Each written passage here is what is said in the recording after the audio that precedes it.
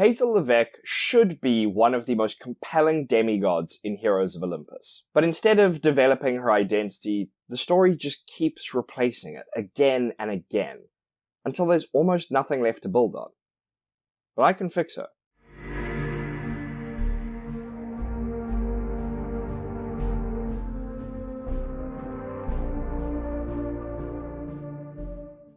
Hello there, and welcome to today's video. In today's video, I'm going to be tackling one of the most requested characters in the Heroes of Olympus series when it comes to fixing character writing, Hazel Levesque.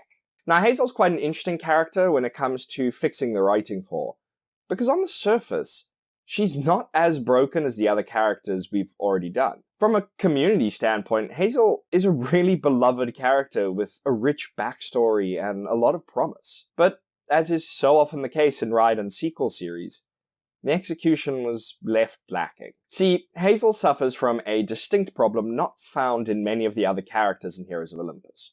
But before I can fix her, I first need to show you what I mean and how Hazel's character writing throughout the series leads to her having her character identity constantly overwritten, rather than built upon.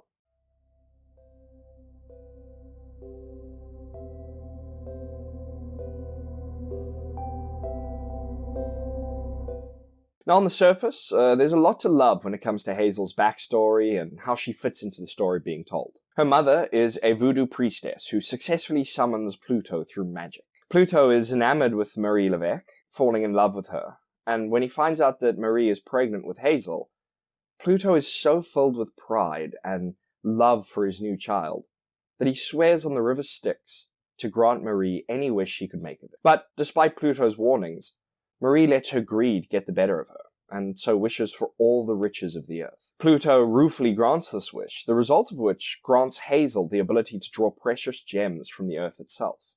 And at first, Marie is overjoyed, as she sells these gems and, the trinkets she makes of them, make herself wealthy, and allowing her and Hazel to live a pretty good life. But it soon becomes apparent that these gems are cursed, with those coming into contact with them experiencing great misfortune.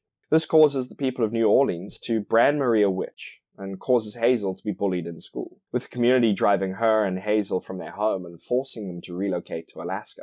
This causes Marie to turn bitter towards Pluto and resent Hazel, leading her to become susceptible to Gaia's manipulation. While in Alaska, Gaia uses Hazel and Marie to begin resurrecting the giant Alcyonius, in a cavern with Hazel's ability to draw out the gems beneath the earth. Once Hazel realizes the consequences of her actions, and after Gaia reveals that Marie will be sacrificed to complete the resurrection, Hazel draws on Pluto's powers to collapse the cavern, with her and her mother still inside. This selfless act results in Hazel being granted passage to Elysium for her bravery, a reward she denies when she learns her mother is to be sent to the Fields of Punishment.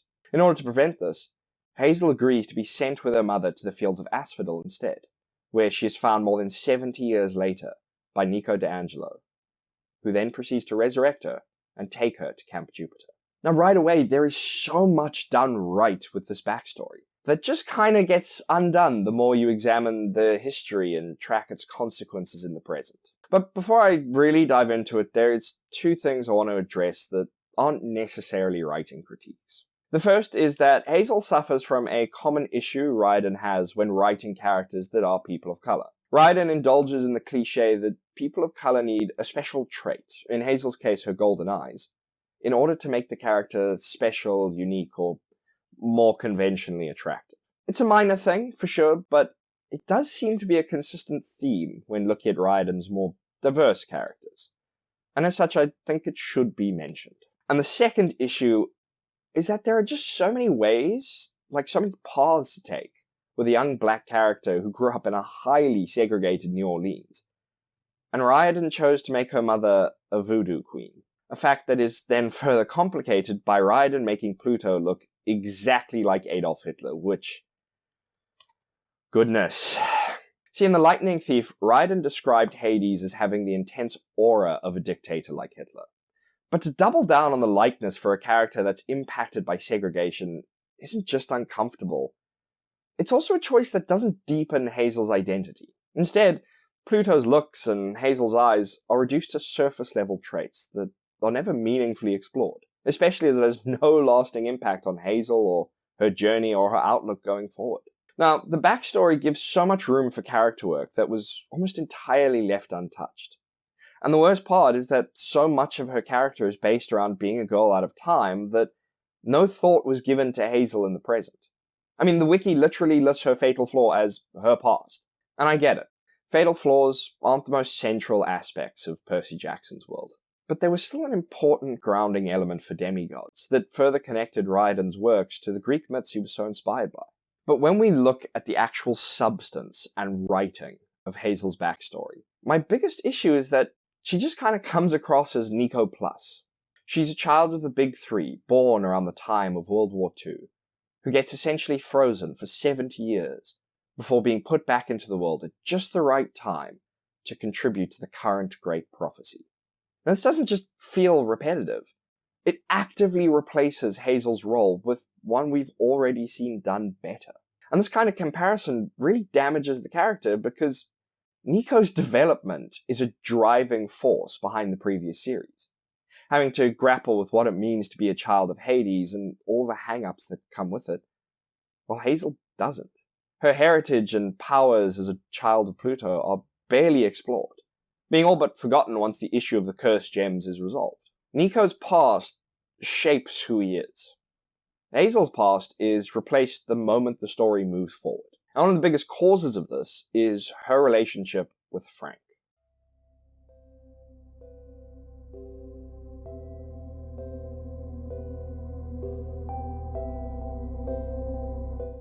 Now, the first and most obvious issue with Hazel's relationship with Frank is the uncomfortable age gap. See, Frank is 16 in the books, while Hazel is 13 or 14. Now, there's a lot of issues that come with this, and there's a lot to be said about this being something somewhat true to life. But the damning aspect of the writing for me is that Hazel's age has no influence on the story. She's never written like she's younger than the other demigods. There's no difference in the way she perceives and interacts with the world compared to the other demigods, and so a lot of the uncomfortableness of this relationship could honestly be resolved by just making her older. But there is a far more pressing issue with her relationship. See, Hazel's trauma from her past is the driving force behind her actions in Son of Neptune. Yet, as soon as she gets into a relationship with Frank, that's all washed away. Her relationship becomes the very core of her identity, with the only movement coming from her having to grapple with the love triangle that develops between her, Frank, and Leo. All because Leo is the great-grandson of Sammy Valdez, her first crush. Now, this love triangle actually plays into a larger criticism of the Heroes of Olympus series, which is that every demigod was forced into a relationship that became the very center of their character journey. And this love triangle is one of the worst examples of this writing flaw, because all three characters essentially have their character motivations replaced by the issues caused by this situation. It just ends up freezing all three characters until Leo is able to find a love interest of his own. Now, the love triangle is the main drive of character growth for these three demigods, which again is problematic on two fronts. The first is that it causes Hazel and Frank to feel like supporting characters in a narrative that constantly tells us that they're big players. And secondly, Hazel and Frank have a seemingly perfect relationship right off the bat, even despite the love triangle. They don't really argue or disagree. There's no adjustment the characters need to make to learn how to function together, which is disingenuous to actual relationship dynamics and just ends up leading to unfavorable comparisons. Especially when we look at relationships like Percy and Annabeth's, where both characters had to learn and grow before coming together, and then learn and grow together as a unit. Now, this relationship and love triangle overwrote Hazel's primary character motivation, and her source of growth in her backstory, just leading to a complete stagnation of a character. Because Hazel stops being a character shaped by guilt and sacrifice, and starts being defined by who she's dating. But then, the relationship itself was overwritten as a source of development when Hazel was given a connection to Hecate and the ability to manipulate the mist.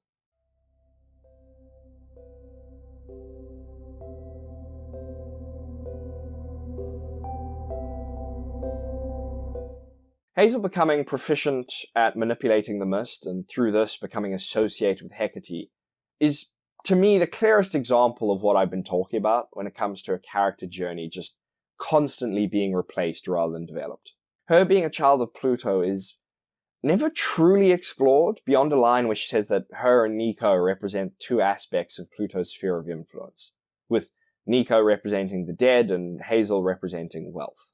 The other children of the big three gods are regarded as these unusually powerful demigods, but Hazel instead falls victim to Riordan's series-wide writing flaw, in that he feels the need to give other demigods these wacky power-ups to put them on the same level as characters like Percy and Jason.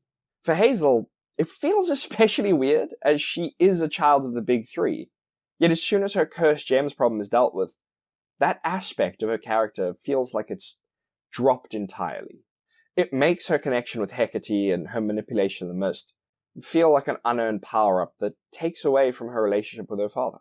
Worse, the mist never meaningfully pays off, as it's touted as this vital aspect needed for the final battle against the giants. But instead, it mostly plays a distraction role, only really being utilized to allow Leo to make his sacrifice play. Hazel's story isn't one long arc. It's three disconnected ones. Her trauma, her relationship, and her mist manipulation, and none of them build on what came before. Instead, they overwrite. And to hide this, aspects of her backstory are inserted to make it seem like there's a tangential through line, when really, none of these arcs are influenced by the others. Nor are they being truly influenced by her backstory. From her backstory, to her powers, to her relationships, the story just repeatedly abandons what makes Hazel interesting, and it prevents her from ever truly becoming her own character. But now, let me have a go.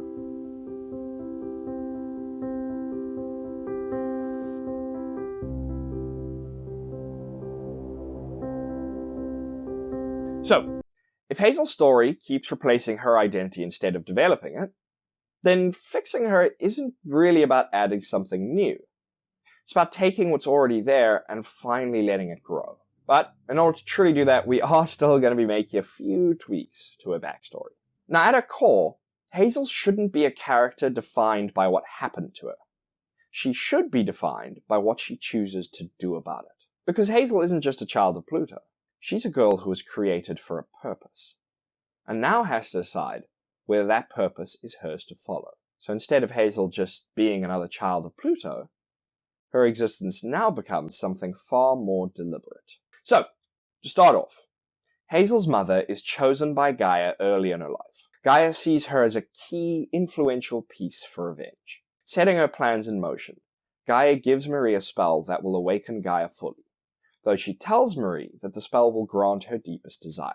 But things don't go according to plan for Gaia, as Marie is unable to complete the spell properly, missing a crucial ingredient. So, she improvises, and the result is that instead of awakening Gaia, she accidentally summons Pluto, who upon hearing her intentions, offers to grant her wish. Marie declares that her deepest wish is to have a child, someone with whom she can share her love and her life with. Pluto is torn, however, as while he agreed to grant her wish, Persephone, or more accurately Proserpina, is currently in the underworld, and he doesn't want to anger her by having another child with a mortal. But thinking of Proserpina, Pluto has an idea, and gets Marie to form the shape of a child out of clay before breathing life into it, leading to Hazel's birth. Marie is overjoyed and asks Pluto if he will watch over the child. Pluto tells her that he will, as much as the gods are allowed to, before taking his leave. But that night, Marie once again hears Gaia whispering in her dreams. She tells Marie that Hazel was born of the earth, and as such, Gaia has a claim on her life. But before Marie can panic,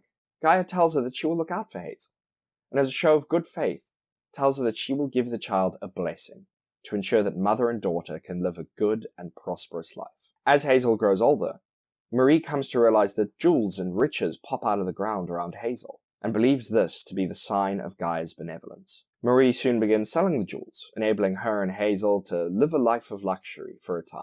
But in truth, Hazel was born with the power to draw up the riches of the earth due to her heritage as a child of Pluto. All Gaia did was curse this power, so that any who claim ownership of the gems would bring doom and misfortune to their lives. It doesn't take long for their community to cast them out at the realization that the wares are cursed, causing Marie and Hazel to flee to Alaska. But by this point, Gaia has a foothold in Marie's mind, inflaming her paranoia and her bitterness at Pluto, making her erratic. The result is that Mary frequently lashes out at Hazel, blaming her for the pair's predicament, just as Gaia wanted. See, every time Marie is lashed out at Hazel, Gaia is there in Hazel's dreams, comforting her and telling her that she will be guided down a path that will lead her back to Marie's love and a prosperous life for the two of them. She lures Hazel into a deep cavern under the guise of teaching her how to control her abilities, when what she's truly after is using Hazel to resurrect the giant Alcyoneus. One day, Marie follows Hazel when she disappears to go and practice, and quickly realizes that Gaia has been manipulating the two of them. She confronts Hazel, telling her that she loves her and that her father wouldn't want her to do this. She tells Hazel to listen for her father's voice and do the right thing, before Gaia kills her by collapsing a small section of the cavern roof on top of her. Distraught and seeing Gaia's true colors for the first time, Hazel desperately cries out for Pluto's help. Pluto speaks to her that Gaia is dangerous, and that Hazel must stop her, and so, using Pluto's power, Hazel causes the cavern to collapse in on itself, preventing the giant's rebirth and foiling Gaia's plans. For now. Before Hazel can be crushed by the debris, Gaia entombs her in the earth, vowing to wait until the right moment to bring her back into the world, whispering all the while in her ear that she was created with a purpose. In the original story, Hazel's powers are introduced and then replaced, but here, they become the center of her conflict. Because Hazel can pull precious gems from the earth, a gift tied to her father and then twisted by Gaia into something dangerous. But the more she uses it, the more she risks hurting the people around her. Which means that every time Hazel reaches for power, she has to ask herself, is this helping? Or am I simply making things worse? So when we get to the Son of Neptune, Hazel's story doesn't start from a place of stability. It starts with something being off. Not enough to break anything, but enough that she can feel it. So Nico will be sent on a mission by Hades and find Hazel as she awakens from her slumber. And while Hazel remembers pretty much most of her life before her little sleep underground, she doesn't remember Gaia's betrayal, nor does she remember accidentally helping Gaia to nearly resurrect a giant. She also doesn't remember that her guide, the voice whispering in her ear, the voice that she's come to view as her godmother, is actually Gaia. And on top of that, she's experiencing something quite strange. Her powers come too easily. The earth feels familiar. And sometimes she just knows things she shouldn't. But Hazel doesn't question it. Because to her, there's an easy explanation. She's a child of Pluto. Of course things feel strange. So instead of recognizing the problem, she explains it away. Percy feels slightly uncomfortable with some of Hazel's choices. But Frank trusts her implicitly. It's Frank that convinces Percy that Hazel's just using her demigod gifts to help them, the same way he does. When it comes to the final battle against Alcyoneus, Hazel hears her godmother whispering in her ear, and entombs the giant in the earth, using her powers. She believes she's defeated him, saying that her father helped her and thus the giant was slain. But Frank and Percy aren't so sure. Frank confides in Percy that he believes that they've made a mistake. He asks Percy whether or not he thinks that Gaia, as the mother of the earth, would have been unable to protect the giant if they sent him barreling down into her domain. And Percy is unable to answer, a horrible feeling beginning to nag him from the back of his mind. Still, they both trust her, and back at Camp Jupiter, Hazel asks Frank out, much to his delight. But in the Mark of Athena, things start to fall apart. Because now the mistakes don't just feel strange, they start having consequences. Hazel isn't just unsure anymore, she's wrong. And worse, she doesn't know why. This is where Gaia's influence becomes impossible to ignore. Not as a voice commanding her, but something a little quieter. A thought that feels like her own. A decision that feels justified, until it isn't. And the only one who notices something is wrong is Frank. He tries to confront her a few times about her decisions and the way she's using her powers, but Hazel brushes him off. Her own fear that something is wrong is leading her to try and convince herself that, no, it's Frank that's wrong, ignoring her own feelings of doubt in the process. She becomes Jason's most ardent follower because he believes her decisions are the right ones, the Roman ones. She finds that she clashes with Leo often as his chaotic nature doesn't mesh well with her desire to simply follow orders and do things the Roman way. But at the end of the Mark of Athena, Hazel makes a mistake. While trying to reach Annabeth while she battles Arachne, Percy suggests that they use the Argo 2's ballista to blow up the parking lot, preventing them from reaching Annabeth. But Hazel hears Gaia's voice, telling her that she can help. And so she tells the crew that she'll do it. Calling on her powers, she uses them to crack open the parking lot and allow the Argo 2 to reach Annabeth. But this action causes the entire area to become unstable, opening the way to Tartarus and leading Percy and Annabeth to fall inside. In the House of Hades, the truth finally clicks. Hazel finally realizes that the voice that's been guiding her, influencing her actions, was Gaia's. Hazel hasn't just been struggling, she's been actively helping the enemy. Not intentionally, not knowingly, but through every moment she trusted the wrong instinct. Every time she reached for power without questioning it, she's been moving exactly the way Gaia wanted her to. And suddenly the question isn't, what's wrong with me? It's, were any of my choices ever really mine? She begins to pull away from the rest of the demigods, isolating herself as she comes to believe that she just can't be trusted, that she's contaminated. Now, I think this gives us a really interesting way to explore how growing up during segregation in New Orleans really affected Hazel. See, I think she would start her journey really comforted by how open and friendly everyone was, how different that experience was from growing up under Jim Crow legislation. But this state, her lowest point, gives us a really fascinating avenue to explore the psychological ramifications of segregation that so many stories overlook. The very nature of race-based segregation laws like Jim Crow legislation and apartheid is to enforce a belief in a group of people that they are inferior, that they aren't good enough. The ramifications of which are incredibly entrenched and deep-rooted and sad. It's not something I can truly describe, having only seen the effects rather than experienced them, and honestly, it would require an entire video that's just totally out of my wheelhouse to explore and do justice to the concept. But it's very real, and really allows for a character like Hazel to explore these kinds of concepts in a very symbolic way. And this is where her relationships finally start to matter. See, Frank doesn't just support her, he's challenging her. He sees that something is wrong even when she doesn't, and he's going to be hurt when she begins pulling away from him and secluding herself. And it's at Hazel's lowest moment when she finally comes face to face with her father Pluto. And here, I think, is where we can move a scene from the original series into the modern day and tweak it just a little bit. See, at her lowest point, Hazel will meet Pluto, and when he goes to pick up a gem that is sprouted at her feet, she cries out in anguish, begging him not to pick it up because it's cursed, just like her. But Pluto ignores her, picking up the gem and calling it beautiful, just like her. He tells her how her mother formed her from clay and that Pluto breathed life into the model to bring her into the world. How he didn't realize that Gaia was beginning to stir and that she had claimed Hazel as her own. This makes Hazel cry as she asks him if that means that she's destined to do wrong, to betray her friends and to help Gaia. She asks him if death would free her from this terrible fate. Pluto pauses and tells Hazel that as the Lord of the Dead, he can tell her that the dead walk the underworld with no ties. None lay a true claim on the dead, but that's not the answer. All the living have ties that bind them, loyalties that influence them, and claims that can forge their destiny.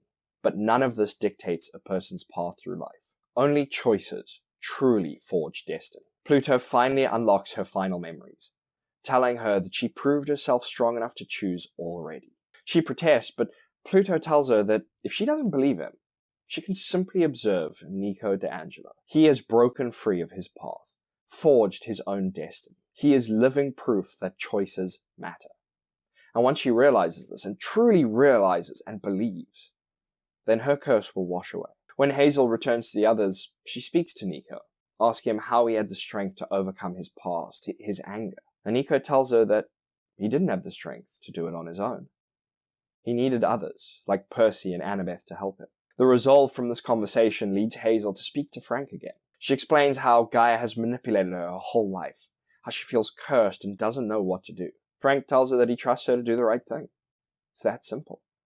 That he loves her, and that he'll always be by her side, ready to help her however he can, whether that's through action or just simply listening to her. By the time we reach the final book, Hazel Levesque finally understands what's been happening to her. Not just that Gaia has been influencing her, but that her entire life has been shaped by forces trying to decide who she's supposed to be. And for the first time, that pressure doesn't confuse her. It clarifies everything. Because Hazel isn't choosing between, right and wrong anymore. She's choosing between being what she was made to be and becoming someone on her own terms. And when that moment comes, she doesn't reject her past or her powers or even the fact that she was created with a purpose. She accepts all of it and then chooses anyway. Not because she's free from those influences, but because she decides that they don't define her. And that choice, more than anything else, is what finally makes Hazel her own person. And that's really the difference. I mean, Hazel was never a character who needed more powers, more plot lines, or more complexity. She just needed a little bit of continuity. She needed a story that didn't replace who she was every time something new was introduced, but instead built on it. Because the pieces were always there. Her past, her powers, her relationships. They just needed to be allowed to grow into something. And, once they are, Hazel stops feeling like a collection of ideas and starts feeling a lot more like a person. Not defined by what happened to her or what she was made for, but by what she chooses to do with it. And in a series that's ultimately all about legacy, that's the kind of hero she was just always meant to be.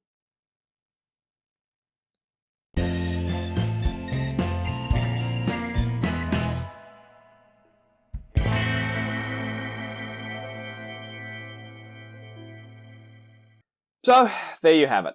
That's how I'd fix Hazel Levesque from the Heroes of Olympus series.